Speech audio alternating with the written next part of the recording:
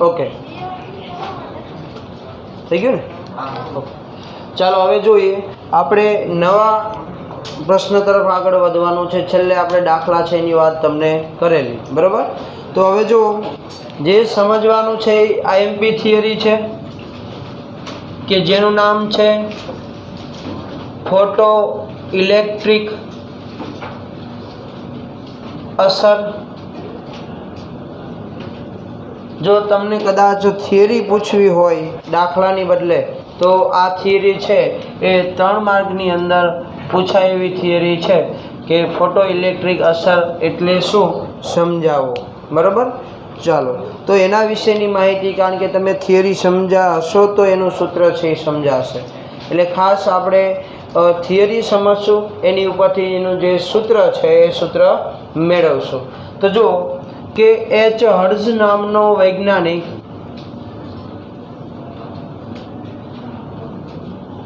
જેને સૌપ્રથમ આ પ્રયોગ કરેલો અને જેની અંદર વૈજ્ઞાનિકે નોંધ્યું કે ધાતુને, તો કઈ ધાતુ? તો પહેલી વાત કરીએ તો પોટેશિયમ, બીજા નંબરની વાત તો રૂબિડિયમ અને સીઝિયમ. તો આવી ધાતુ એટલે આપણા માટે એમસીક્યુ છે કે કઈ 3 ધાતુ છે યાદ રાખવાની છે. ફોટો ઇલેક્ટ્રિક અસરની અંદર જે એચ હર્ટ્ઝ નામનો વૈજ્ઞાનિક છે એને ઉપયોગ કરેલો, બરાબર? તો ધાતુ છે એ ધાતુને પ્રકાશપુંજની સામે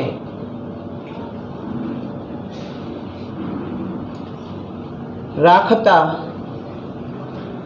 ધાતુની સપાટી પરથી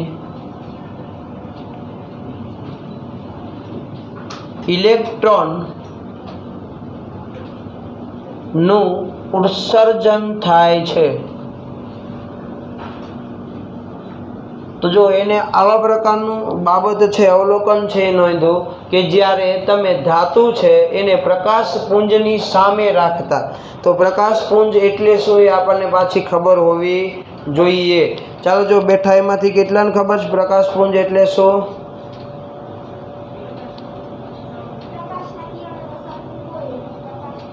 ઓકે, પ્રકાશપુંજનો મતલબ પ્રકાશનો જથ્થો, બરાબર? તો અત્યારે ટ્યુબલાઇટમાંથી જે પ્રકાશ આવી રહ્યો છે એ પ્રકાશનો જથ્થા સ્વરૂપે છે, એક કિરણ નથી.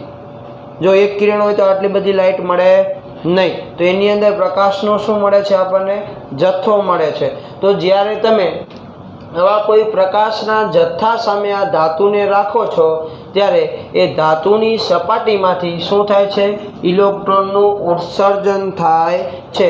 આવી બાબત કોને નોંધવા મળી કે જોવા મળી? એચ હર્ટ્ઝ નામના વૈજ્ઞાનિકને. અને આ ઘટનાને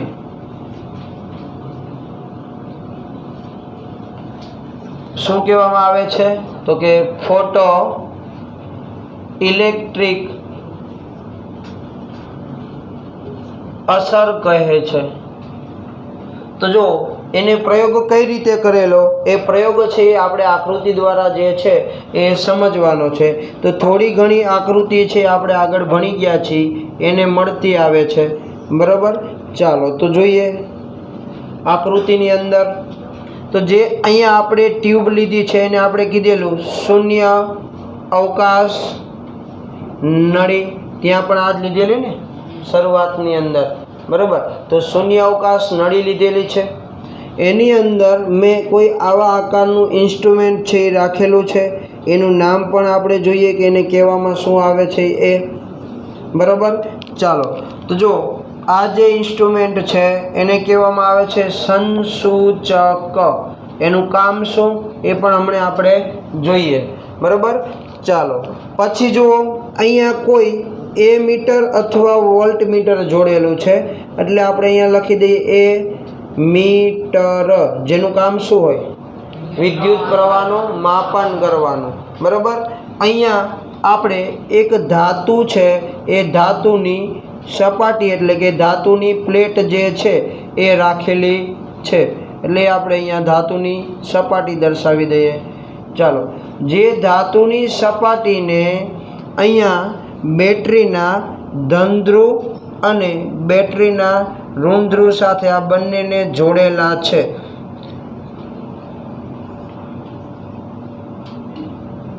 ચાલો તો જો નીચે દર્શાવ્યું છે આપણે શું દર્શાવી છે? બેટરી. રેડી? ઓકે. ચાલો જો આમાં બેટરીનો ધન ધ્રુવ કઈ બાજુ થશે? આ બાજુ કે આ બાજુ? આ બાજુ. જે મોટો ભાગ છે એ કેવો હોય? ધન ધ્રુવ. નાનો ભાગ છે એ ઋણ ધ્રુવ. મતલબ આ પ્લસ અને આ માઇનસ. બરોબર? ઓકે. અહીંયા નામ આપી દઈએ કે આને આપણે શું કીધું છે? ધાતુની સપાટી. બરાબર? અત્યારે આપણે કેથોડ જરૂર નથી. ઓકે. તો જો આવા પ્રકારની રચના છે એને પ્રયોગ શું કર્યો? તો કે આ ધાતુની સપાટી ઉપર પ્રકાશનું કિરણ પુંજ જે છે એ શું કર્યું? આપાત કર્યું. એટલે આપણે અહીંયા દર્શાવી દઈએ કે પ્રકાશ પુંજ જે કઈ દિશા તરફ આગળ વધે છે? ધાતુની સપાટી ઉપર. ત્યારે આની અંદરથી શું થાય છે? તો કે ઇલેક્ટ્રોનનું ઉત્સર્જન થાય છે અને જે કઈ દિશા તરફ આગળ વધે છે? સંસૂચકની દિશા તરફ. બરાબર? તો હવે આના ઉપરથી કેટલી માહિતી છેલ્લી બેન્ચ હસવાનું બંધ કર, ભલે માસ્ક પહેર્યું હોય તો એ ખબર પડે. બરાબર ને? કે જોક્સ આપ્યો ટેક્સ્ટ બુકમાં હોય તો કે મને ખબર નહીં, આ નવી ટેક્સ્ટ બુક તારે આવી હોય તો હોય, કે બાજુવાળાએ કીધો તો અમસ્તો હસતો તો? હા કે ના? તો કે અમસ્તો હસતો તો? હા કે ના? તો પછી હું આગળ જવાબ આપું. એમ અમસ્તો હસતો તો ખબર હે ને કે કારણ વગર હશે એની ગણતરી કેમાં થાય? ખબર હે ને કેમાં થાય? આમાં કંઈ નવું લાગ્યું? મેં આમ દોર્યું એમાં તો આજે અરીસામાં જોવાનું મારે રહી ગયું છે. કદાચ અલગ લાગુ છે એવું છે? નહીં ને? ઓકે. તો આવડતું હશે એવું હશે. આવું તો સાહેબ હું આમાં કંઈ હોય નહીં હોય એવું નહોતું ને? કદાચ કંઈ એવું હોય તકલીફ જેવું તો કહેજે. નથી ને? ઓકે. જવા દો ને આગળ હવે. ઓકે. ચાલો હવે આની અંદરથી આપણે સમજવું છે કે આ તો આપણે ખાલી બાહ્યતમ આકૃતિ છે એ દર્શાવી છે કે ભાઈ આવા પ્રકારનો પ્રેક્ટિકલ થયો, પણ અવલોકન શું મળ્યા જોવા એ તો હજી બાકી છે કે ભાઈ આવું કર્યું ત્યારે શું મળ્યું. બરાબર છે? તો બધા વિશેની માહિતી આપણે મેળવવી છે જે આપણે અહીંયા જોઈએ. જ્યાં સુધી એક લાઈન નહીં સમજાય ત્યાં સુધી સૂત્ર કેવી રીતે કન્વર્ટ થયું ખબર નહીં પડે. એટલે ધ્યાન આપજો કે જ્યારે શૂન્ય અવકાશમાં ધાતુની સપાટી પર પ્રકાશ પુંજ અથડાય છે ત્યારે ઇલેક્ટ્રોન ઉત્સર્જિત થાય છે અને તે ઇલેક્ટ્રોનની ગતિ ઉર્જા સંસૂચકની મદદથી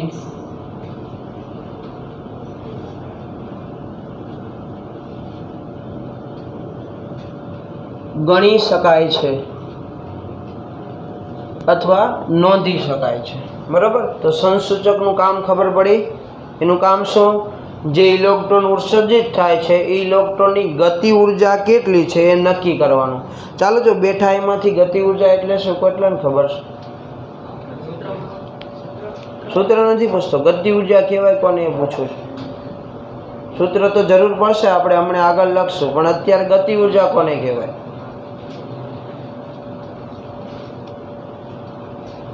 કોઈ જ નહીં બેઠા એમાંથી?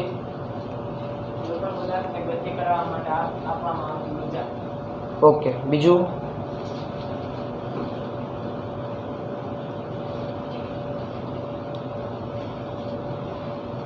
ઓકે. ચાલો ગતિ ઉર્જા એટલે શું? મેં કીધું ને એક એક પોઈન્ટનો મિનિંગ ખબર પડવી જોઈએ. નકર હું જેટલી જગ્યાએ ગતિ ઉર્જા લખીશ મેં એ કંઈ ખબર નહીં પડે કે આ શું કહેવા માગે છે. બરાબર. તો જો કોઈ પણ દળ ધરાવતો પદાર્થ હોય, એ આપણે હોય તોય ભલે અને બીજા કોઈ પદાર્થ હોય તો પણ ભલે. તો દળ ધરાવતો પદાર્થ છે એ જ્યારે ગતિ કરતો એટલે કે વેગમાં હોય તો એને શું કહેવામાં આવે? એની ગતિ ઉર્જા. એટલે આપણે બાઇક લઈને જતા હોય તો આપણે દળ ધરાવીએ છીએ તો એ આપણી શું કહેવાય? ગતિ ઉર્જા કહેવાય. સમજણ પડી જે કહેવા માગું છું? એટલે જો ગતિ ઉર્જાનું સૂત્ર જ એવું છે 1/2 mv². m એટલે દળ, v એટલે વેગ. એટલે દળ ધરાવતા પદાર્થ જે વેગ કરે એટલે કે ગતિ કરે છે આગળ જેટલા વેગથી એને એની શું કહેવાય? ગતિ ઉર્જા કહેવાય. બરાબર. તો જો કે તમે જ્યારે શૂન્યાવકાશ નળીની અંદર ધાતુની સપાટી ઉપર પ્રકાશ આપાત કરો છો ત્યારે ઇલેક્ટ્રોન જે છે એ શું થાય? ઉત્સર્જિત થાય છે. અને આ ઇલેક્ટ્રોન છે ઉત્સર્જિત થઈ અને શું થાય? આગળ વધે. તો જો ઇલેક્ટ્રોન કણ છે એને દળ છે ને? હા કે ના? કેટલું? 9.11 ગુણ્યા અથવા 109 ગુણ્યા 10⁻31².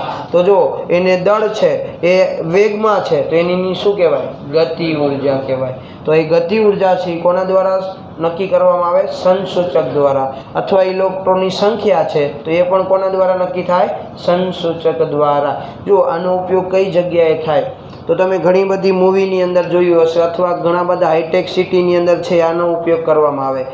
સ્પીડ લિમિટ હોય, ખબર હોય તો, કે અહીંયાથી 80 કિલોમીટર પ્રતિ કલાકની ઝડપથી વધારે સ્પીડમાં ચલાવી શકાય નહીં. તો એવા સમયે તમે એનેથી વધારે સ્પીડમાં જતા હોય તો કંઈ ટ્રાફિકવાળા કંઈ તમારા બાઇકના ઓલામાં કાંટામાં જોવા ના આવે નહીં. તો એને ખબર કેવી રીતે પડે કે તમારી સ્પીડ એમ જોઈને કે આ ભાઈ 80 ઉપર જ જાય છે? નહીં. તો ત્યાં શું હોય તો કે અહીંયા આવા સંસૂચકો રાખેલા હોય. બરાબર. એ બંને સાઈડ હોય. એમાંથી ચોક્કસ પ્રકારના તરંગો છે એ શું થતા હોય? અહીંયાથી પેલી બાજુ જતા હોય. હવે જો આ દાખલા તરીકે અહીંયાથી અહીંયા જાય છે. હવે તમે જેટલી સ્પીડમાં અહીંયાથી નીકળશો બરાબર એટલા સેકન્ડ માટે કે એટલા સમય માટે એ જે બંનેનો પ્રવાહ છે ને વચ્ચે બ્રેક થશે. થાય ને? તમે અહીંયા વચ્ચેથી નીકળશો તો વચ્ચે બ્રેક થાય કે ન થાય?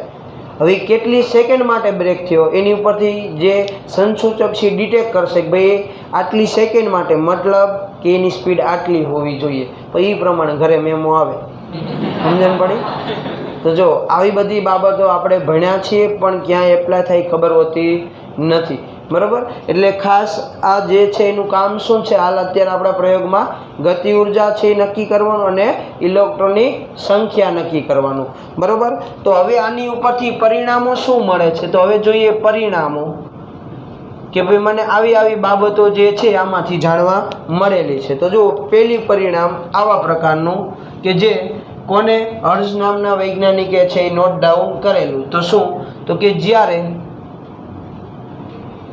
ધાતુની સપાટી પર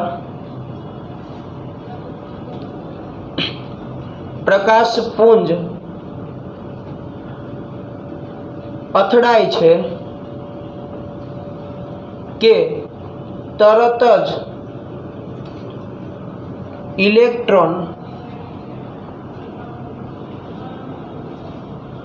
ઉત્સર્જિત થાય છે. ઇલેક્ટ્રોન એટલે કે ઇલેક્ટ્રોન ઉત્સર્જિત થવા માટે કોઈ જ સમય લેતો નથી. ચાલો આ લાઈનનો મિનિંગ સમજીએ. તો એ એવું કહેવા માગે છે કે અહીંયા જ્યારે પ્રકાશપુંજ જેવો ધાતુની સપાટી સાથે અથડાશે કે તરત જ ઇલેક્ટ્રોન શું થાય? ઉત્સર્જિત થાય. એવું ન થાય કે પ્રકાશપુંજ છે એની અથડાય, ઇલેક્ટ્રોન એમ થાય થોડીક વાર આરામ કરી પછી બહાર નીકળી. સમજાણું? એવું થતું નથી. જેવો જ અહીંયા પ્રકાશનું કિરણ અથડાય તરત જ છે ઇલેક્ટ્રોન શું થશે? ત્યાંથી બહાર નીકળશે. કોઈ પણ પ્રકારનો સમય લાગશે નહીં કે 5 સેકન્ડ 1 કલાક પછી અત્યારે ઉર્જા આપી દીધી, કલાક પછી છે એમાંથી ઇલેક્ટ્રોન છે ઉત્સર્જિત થયા. એવું થતું હોય તો આપણને 2 કલાક પહેલાં ટ્યુબલાઇટ ચાલુ કરી દેવી પડે. બરાબર. ત્યારે મેળ આવે ને? બરાબર. બાકી મળે નહીં પ્રકાશ. સમજણ પડી જે કહેવા માગું છું? આ પોઈન્ટનો મિનિંગ સમજાણો કે જેવો અથડાય તરત જ ઇલેક્ટ્રોન બહાર, બરાબર. તો એના માટે કોઈ પ્રકારનો સમય લાગતો નથી. ચાલો બીજા નંબરનું જે પરિણામ છે જોઈએ. તો અહીં ઉત્સર્જિત થતા ઇલેક્ટ્રોનની સંખ્યા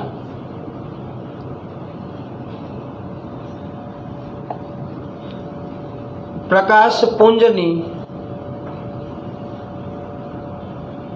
તીવ્રતા ના સમપ્રમાણમાં હોય.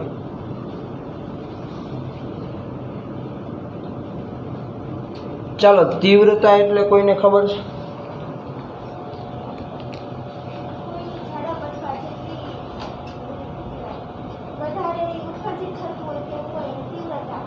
ઓકે ચાલો જો બે વસ્તુ છે ઉદાહરણ દ્વારા. એક લાઈનમાં એક ઉદાહરણ આપું છું સમજવા માટે.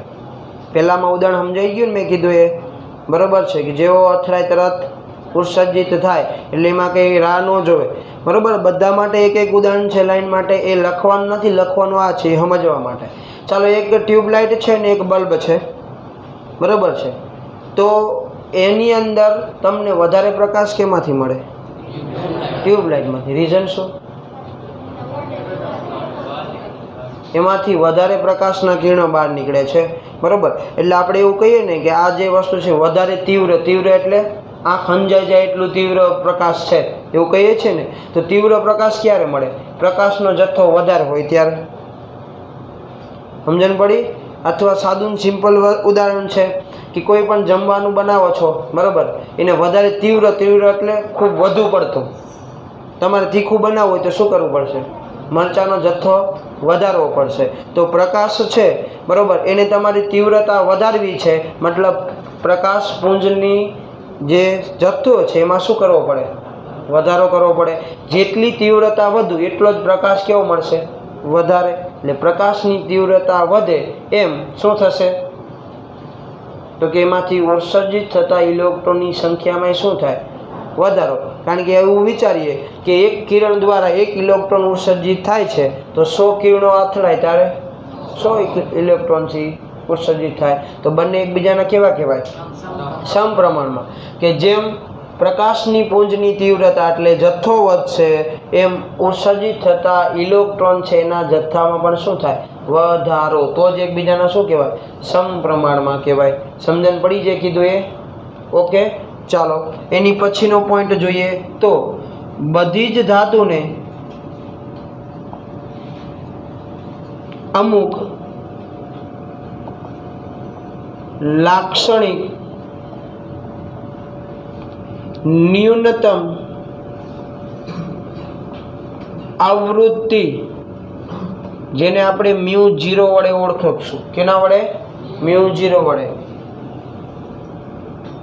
ધરાવે છે, જેને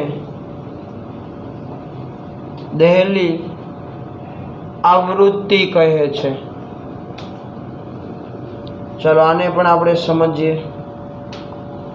તો જો બધી જ ધાતુઓ છે ને અમુક ચોક્કસ ન્યૂનતમ ઓછામાં ઓછી છે આવૃત્તિ હોય, એટલી આવૃત્તિ આપો તો જ ઇલેક્ટ્રોન શું થાય? ઉત્સર્જિત. ચાલો તો જુઓ, કઈ દુકાને છે, દાખલા તરીકે આ પેન લેવા તમે ગયા છો, દુકાનદારને આ પેન પોતાને જ 20 રૂપિયામાં પડી છે. કેટલા રૂપિયામાં? 20 રૂપિયામાં, બરાબર. અને એની પેનની પ્રાઇસ છે એ 30 રૂપિયા તમને આપે છે બહાર બજારમાં વેચવા માટે. તો જો એની ઓછામાં ઓછી પ્રાઇસ કેટલા રૂપિયા? 20 રૂપિયા. દુકાનદાર તમને છેલ્લે ક્યાં સુધી આપી શકે? 20 રૂપિયામાં. 19 રૂપિયા આપો તો ખોટનો ધંધો થયો ને. એને તો 20 રૂપિયામાં પેન તો એના દુકાનમાં આવી છે. તો જો એ દુકાનદાર માટે પેનની પ્રાઇસ ન્યૂનતમ આવૃત્તિ એટલે કે ન્યૂનતમ કિંમત કેટલી છે? 20 રૂપિયા. 20થી ઓછી આપો તો એ પેન તમને મળે નહીં. તો એવી જ રીતે બધી ધાતુની કંઈક ન્યૂનતમ શું હોય? આવૃત્તિ હોય. એનેથી ઓછી ઉર્જા એટલે કે ઓછી આવૃત્તિ તમે એને આપો તો એમાંથી ઇલેક્ટ્રોન ઉત્સર્જિત થાય નહીં. હું જે બોલું એમાં ટપ્પો પડ્યો? દાખલા તરીકે અહીંયા જે ધાતુ રાખી છે એની ન્યૂનતમ આવૃત્તિ 5 કિલો જૂલ જેટલી છે. તો હવે એને જો હું 6 કિલો જૂલ જેટલી ઉર્જા આપું તો ઇલેક્ટ્રોન ઉત્સર્જિત થાય, પણ જો એને હું 4 કિલો જૂલ જેટલી ઉર્જા આપું તો ઇલેક્ટ્રોન ઉત્સર્જિત થાય નહીં. બરાબર, મેં તમને આગળ ઉદાહરણ આપ્યું હતું શેનું, કે ભાઈ 1000 વોલ્ટનો હેલોજન હોય તો એને 240 વોલ્ટ આપો તે ચાલુ થાય નહીં. સમજણ પડી? તો આમાં એવી રીતે કે બધી જ ધાતુની કંઈક ચોક્કસ ન્યૂનતમ આવૃત્તિ હોય, જેને કયા નામથી ઓળખાય? દહેલી આવૃત્તિ તરીકે. અથવા ઉર્જા હોય તો એને દહેલી ઉર્જા કહેવાય. તરંગ લંબાઈ હોય તો શું કહેવાય? દહેલી તરંગ લંબાઈ. બરોબર, તે ઓછામાં ઓછી ન્યૂનતમ આવૃત્તિ છે, એનેથી ઓછી આવૃત્તિ આપશો તો એમાંથી ઇલેક્ટ્રોન છે ઉત્સર્જિત થશે નહીં. તો આ પોઈન્ટ સમજાણો બધાને? ઓકે, ચાલો એની પછીનો પોઈન્ટ જોઈએ. તો જ્યારે ધાતુની સપાટી પર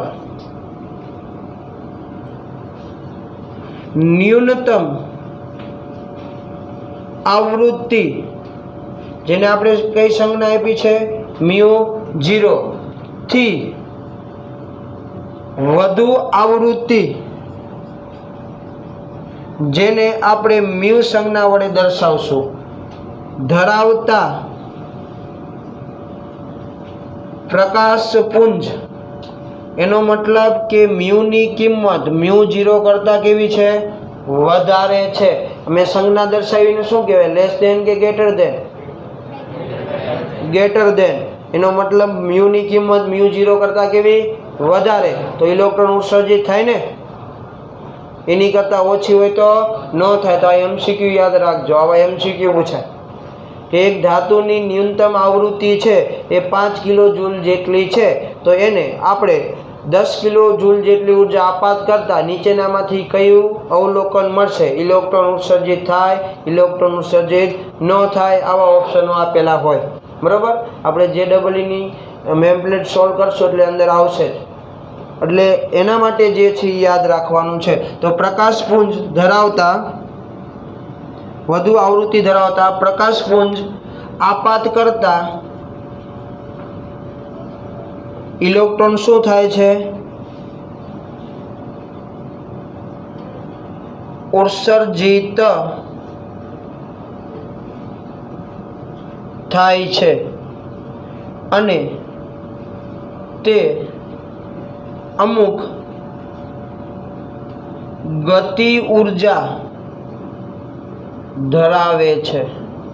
તો જો જે ઇલેક્ટ્રોન ઉત્સર્જિત થયા છે એ ઇલેક્ટ્રોન ઉત્સર્જિત થઈ અને પાછી અમુક શું ધરાવે છે? ગતિ ઉર્જા ધરાવે છે. બે ઉદાહરણ આપું છું તમને સમજવા માટે. પહેલું ઉદાહરણ કે પેનની વાત કરી હતી એ જ. બરાબર, તો જો તમે 50 રૂપિયા લઈ અને ઘરેથી તમને મોકલ્યા છે પેન લેવા માટે, તમે 20 રૂપિયાની શું લીધી? પેન. કારણ કે એની ઓછામાં ઓછી કિંમત શું છે? 20 રૂપિયા. બરાબર, તો 50 રૂપિયામાંથી 20 રૂપિયા કેમાં વપરાઈ ગયા? પેનને છોડાવવા માટે. બરાબર ને? એમાં વપરાઈ ગયા. હવે તમે ઘર તરફ ગતિ કરો છો ત્યારે તમારી પાસે કેટલી ઉર્જા વધી? 30 રૂપિયા. તો આ 30 રૂપિયા છે તમારી શું કહેવાય? ગતિ ઉર્જા. હું બોલું એ સમજણ પડી? કે દાખલા તરીકે ઇલેક્ટ્રોનને સપાટી ઉપરથી મુક્ત થવા 5 કિલો જૂલ ઉર્જાની જરૂર પડે છે અને એને તમે 15 કિલો જૂલ જેટલી ઉર્જા આપો છો, તો 5 કેટલી ક્યાં વપરાઈ જશે? મુક્ત થવા માટે. હવે જે ગતિ કરતો હશે ત્યારે એની પાસે કેટલી વધી હશે? 10 કિલો જૂલ જેટલી. ટપો પડ્યો બધાને? બરાબર. સાદું સિમ્પલ બીજું ઉદાહરણ કે તમારે કોઈ પણ સેટેલાઇટને લોન્ચ કરવો છે, બરાબર, અવકાશની અંદર, તો પહેલાં તો એટલું ફ્યુલ જોશે કે પૃથ્વીના વાતાવરણમાંથી બહાર નીકળવા માટે. દાખલા તરીકે એવું વિચારીએ કે એના માટે આપણે 500 લીટર ફ્યુલની જરૂર છે. કેટલા લીટર? 500 લીટર. અને જે ફ્યુલની ટાંકી છે એ 1500 લીટરની છે. બરાબર, તો જોજો તમે જેમ પૃથ્વીના વાતાવરણમાંથી બહાર નીકળવા માટે, એટલે ઇલેક્ટ્રોનને જેમ સપાટીમાંથી બહાર નીકળવું છે એમ તમારે ક્યાંથી બહાર નીકળવું છે? પૃથ્વીના વાતાવરણમાંથી. તો કેટલું ફ્યુલ વપરાઈ જાય? 500. એને એમ ન થાય 1500 ભર્યું હોય તો આપણે થોડુંક વધારે વાપરી નાખીએ, એવું થાય નહીં. તો 500 ત્યાં વપરાઈ ગયું. હવે જ્યાં સેટેલાઇટ તમારે મૂકવાનો છે ત્યાં સુધી તમે શૂન્ય અવકાશમાં શું કરશો? ગતિ. કારણ કે જો તમે શૂન્ય અવકાશમાં કોઈ પણ પ્રકારનો અવરોધ લાગવાનો નથી. બરાબર, અવરોધ ન લાગે તો તમે અહીંયાથી જેટલા વેગે અંદર ગયા છે એટલો વેગ તમારો એમણે જળવાઈ રહે. મિશન મંગળ પિક્ચર જોયું ને, એમાં આ જ કોન્સેપ્ટથી મંગળ ઉપર ગયા હતા, યાદ હોય તો. બરાબર છે, એની કક્ષા છે મોટી કરવા માટે ખાલી એ જ્યારે ફરીને પાછો આવે ને ત્યારે થોડુંક શું હતું, ફ્યુલ વાપરતા, એટલે પાછો દૂર જાય, પાછો એ એમણામાં જ ગતિ કરે હતું ને, આવી રીતે. તો જે ઉપરનું ફ્યુલ વધ્યું છે એને તમારી શું કહેવાય, ગતિ ઉર્જા કહેવાય. તો આ ઇલેક્ટ્રોન એ છે બરાબર, એને તમે મ્યુ જેટલી ઉર્જા આપી પણ એમાંથી વાપરવાનો છે કેટલી, μ0 જેટલી. બરાબર, તો બાકીની વધી એની શું હોય, ગતિ ઉર્જા સ્વરૂપે હોય. સમજણ પડી? ઓકે, ચાલો છેલ્લો પોઈન્ટ છે આનો જોઈએ.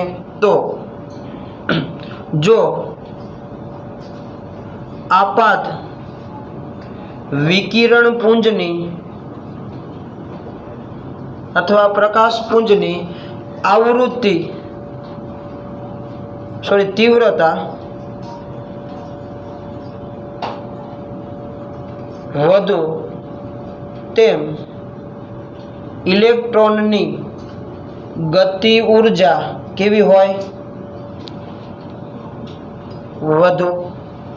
બરાબર, એના માટે ઉદાહરણ સમજીએ કે અહીંયાથી તમારે અમદાવાદ જવું છે બરાબર, તો બસની અંદર જઈએ છીએ, તો બસની અંદર ટિકિટ છે 150 રૂપિયા છે બરાબર. સાંભળજો જે કહું છું, કેટલા રૂપિયા ટિકિટ છે, 150 રૂપિયા.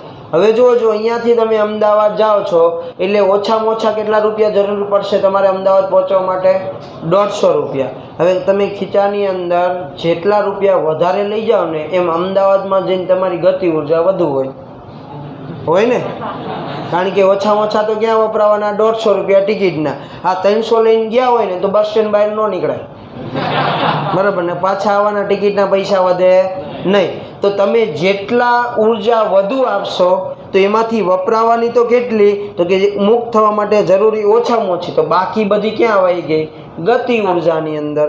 સમજણ પડી? તો જો જેમ વિકિરણ પુંજની તીવ્રતા વધે મતલબ જથ્થો વધશે બરાબર, તીવ્રતા અથવા અહીંયા આવૃત્તિ લખો તો અહીંયા અથવા આવૃત્તિ, તો જો એની આવૃત્તિ જેટલી વધુ એમાં જ શું થશે, ગતિ ઉર્જા વધુ.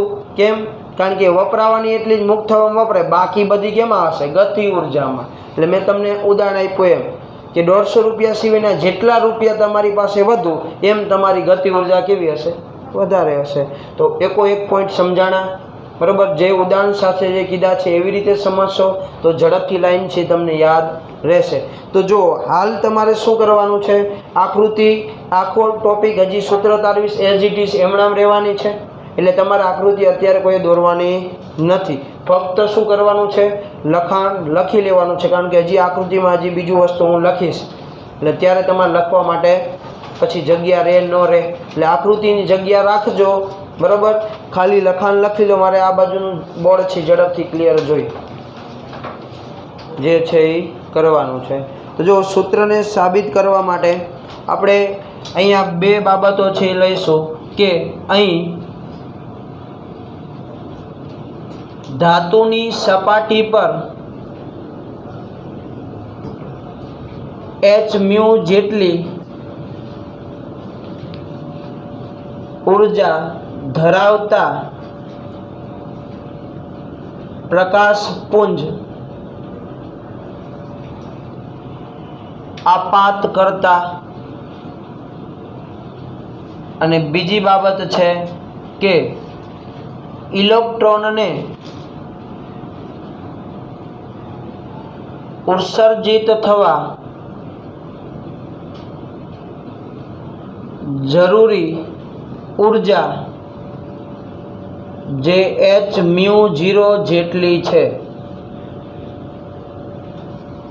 તો જો અહીંયા આપણે જે પ્રકાશપુંજ લીધું છે એની અંદર કેટલી ઉર્જા આપણે આપીએ છીએ, hμ જેટલી ઉર્જા આપાત કરતા. રેડી? ઓકે. જો મ્યુ જેટલી આવૃત્તિ તો એની ઉપરથી ઉર્જા મેળવો તો hμ જેટલી જ મળે ને.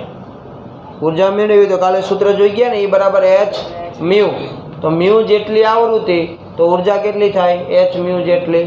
ચાલો, એમાંથી ધાતુની સપાટી છે એને કેટલી, તો કે hμ જેટલી દહેલી ઉર્જાની જરૂર પડે અને ત્યારે જે ઇલેક્ટ્રોન ઉત્સર્જિત થાય છે એ ઇલેક્ટ્રોનની ગતિ ઉર્જા 1/2 mv² જેટલી છે। આ શું છે? ગતિ ઉર્જા।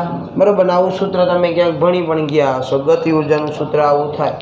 તો એ જે ઇલેક્ટ્રોન ઉત્સર્જિત થાય છે એની ગતિ ઉર્જા કેટલી છે? 1/2 mv² જેટલી। હું જે બોલું ને ધ્યાન આપજો। ઘરેથી તમે કેટલા રૂપિયા લઈને નીકળ્યા છો એ ખબર નથી, પણ 20 રૂપિયા તમે પેનના પણ ઘરે પહોંચ્યા ત્યારે તમારી પાસે 30 રૂપિયા હતા, તો એનો મતલબ તમારી પાસે ઘરેથી નીકળ્યા ત્યારે કેટલા રૂપિયા હશે? 50 રૂપિયા। મતલબ એવો થયો ને? તો જો તમે આપ્યા 50 રૂપિયા, 20 રૂપિયા અહીંયા વપરાણા, 30 રૂપિયા તમારી પાસે છે, થાય ને આવું? તો જો જે તમારી પાસે 50 રૂપિયા છે એટલે કે h મ્યુ જેટલી કિંમત થાય। ઓકે, કેટલા ભાગમાં વહેંચાણી? તો કે h મ્યુ જેટલી કિંમત ઇલેક્ટ્રોનને મુક્ત કરવા અને બાકી વધેલી કેટલી? 1/2 mv² જેટલી। એ ક્યાં? ગતિ ઉર્જામાં। તો આવી રીતે લખી શકાય। ચાલો જો 1/2 mv² ને કરતા બનાવવા છે તો 1/2 mv² બરાબર શું લખાય? h mu minus h mu 0 લખાય ને આવું? કેનું લખાય? ઓકે, ચાલો અહીં કે e બરાબર શું લખાય? તો કે 1/2 mv² એટલે શું? કે e મેં શું લખ્યું? ગતિ ઉર્જાનો સિમ્બોલ છે, બરાબર? ગતિ ઉર્જાને કેના વડે દર્શાવાય? કે વડે, ને એક પ્રકારની ઉર્જા છે એટલે એને કે e વડે દર્શાવી, બરાબર? તો કે e બરાબર શું લખાય? 1/2 mv²। ચાલો જો તો ઉપરનું સૂત્ર આવી રીતે લખી શકાય ને કે e બરાબર શું? h mu minus h mu 0। ચાલો બંનેમાં શું કોમન? h, તો કે e બરાબર h કૌંસમાં શું લખાય? મ્યુ માઇનસ મ્યુ 0, બરાબર? તો આ સૂત્રનો ઉપયોગ કરીને આપણે શું કરવાના છે? દાખલા ગણવાના છે। ધ્યાન રાખજો કે અહીંયા જે કે ઈ આપેલું છે એ શું દર્શાવે છે? ગતિ ઉર્જા। તો રકમમાં ગતિ ઉર્જા આપી તો એનો મતલબ સમજો કે એની કિંમત આપી છે, બરાબર? ચાલો, મ્યુ એટલે શું? તો કે આવૃત્તિ। એટલે તમને એવું કીધું હોય કે આટલી આવૃત્તિ ધરાવતા વિકિરણો ધાતુની સપાટી ઉપર શું કરવામાં આવે છે? આપાત કરવામાં આવે છે। ત્યારે એ ધાતુને ઓછામાં ઓછી આટલી આવૃત્તિ ધરાવતા વિકિરણ છે એની જરૂર પડે તો એને શું કહેવાય? દહેલી આવૃત્તિ કહેવાય। એટલે રકમમાંથી આપણને દહેલી આવૃત્તિ અને આવૃત્તિની કિંમત ગોતતા આવડતી હોવી જોઈએ। એટલે તમને એવું કહે કે ઇલેક્ટ્રોન ઉત્સર્જિત થવા માટે આટલી આવૃત્તિની જરૂર છે તો એ શું થઈ ગઈ? દહેલી આવૃત્તિ।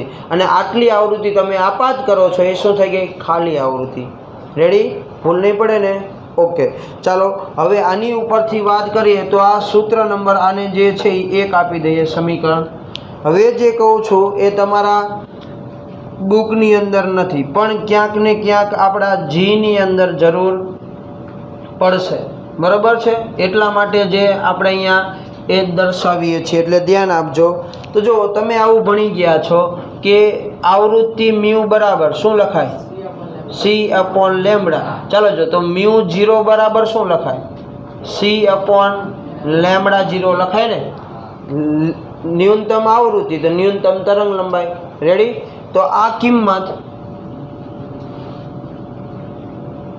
સમીકરણ 1 માં મૂકતા, ચાલો સમીકરણ 1 એટલે કયું? આ એની અંદર આ કિંમત મૂકવી છે તો સૂત્ર શું થાય? કે e બરાબર h, મ્યુની જગ્યાએ c/λ, અહીંયા h, અહીંયા c/λ0। ચાલો કેટલા અચળ પદ છે? h અને c બંને। તો જો hc ને કોમન કાઢીએ તો 1/ શું લખાય? લેમ્બડા। અહીંયા શું લખાય? 1/λ0। રેડી? ચાલો જ્યાં લેમ્બડા બરાબર શું છે? તરંગ લંબાઈ, અને λ0 દહેલી તરંગ લંબાઈ અથવા ન્યૂનતમ તરંગ લંબાઈ, જે કયો એ। રેડી? તો જો કે જ્યારે તમને રકમની અંદર આવૃત્તિ આપેલી છે ત્યારે તમારે આ સૂત્ર વાપરવાનું।